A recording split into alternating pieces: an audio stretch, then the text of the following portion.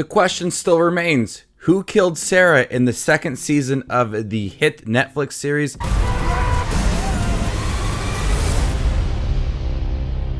So let's talk about the second season. Welcome back to my channel. My name is Justin. I love to watch movies. I also love to watch Netflix. If you guys do too, you guys are in the right spot. Make sure to hit that subscribe button down below and click that notification for more up and coming content. After being framed for his sister's murder, Alex is hell-bent on getting revenge and finding the real culprit.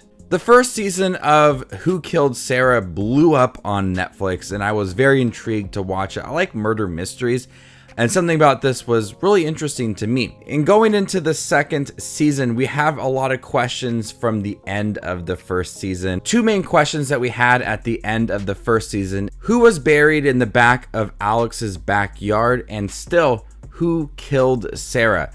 Yes, we get answers to both of those questions in the second season, but we're left with even more questions at the end of the second season. What the second season does so well is it's able to juggle all of the characters within here. There is some new characters that entered the fold that may be involved in Sara's past life and Alex's life as well, or they may be connected to the Lazcano family. There's a lot of new characters that are introduced in here, but they do a great job of setting these characters up, having them be connected to the past when Sara was killed, and how they connect with the present time with Alex Guzman as he's trying to figure out who killed his sister. The second season also dives a lot into Sara's past, and Alex learns a lot about his sister that he did not know. We spent a lot of time in the past with Rodolfo and Chema and Alex when they were younger. The young actress that plays Sara has to do a lot within the second season,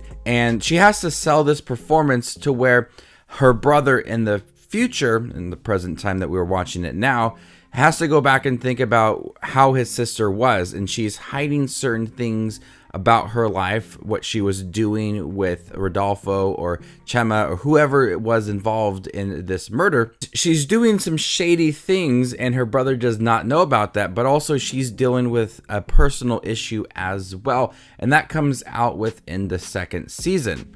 So I really like the performance from the young actress that played Sara. She was able to kind of juggle these different personalities and a really strong performance to make you really connect with the character and make you really invest in who was the person that killed Sara. This plays like a soap opera where you get one answer, but then behind that answer is another layer of the mystery, and then on top of that is another layer of this mystery.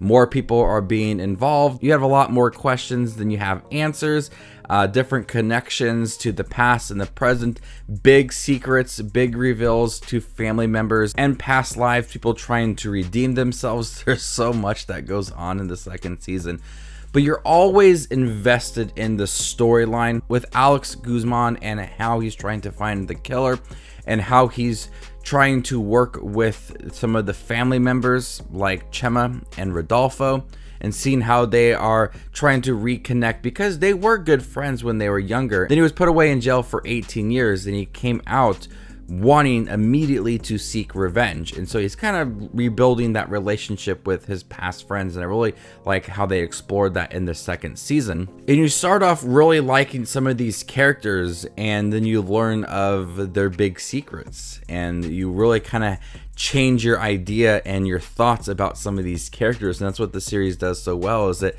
kind of throws in these big twists and turns to where you really have to change your thought about some of the characters in the overall series. And then once again, it ends on a cliffhanger, leading into probably a third season in a few months. The reveals and the big secrets just add to another level of who did kill Sara, because you thought you had your answers in the first season, you thought you had your answers in the second season, but you're wrong. Something is changing in this third season, and I'm excited to see what they're going to do with it. The second season is still very mysterious.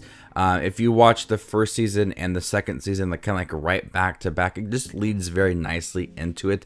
It's got a really smooth transition. There's no time wasted.